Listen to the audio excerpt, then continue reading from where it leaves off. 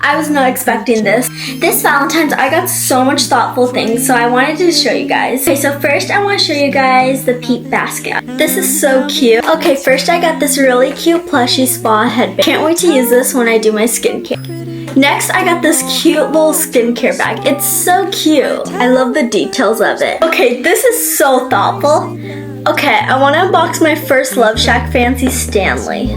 Oh my god, let's get it. Oh my god, it says Stanley X Love Shack Fancy on the dust bag. It's so cute. It's better than what I expected. Oh my god, I cannot wait to start using this. Okay, and next I got my favorite snacks.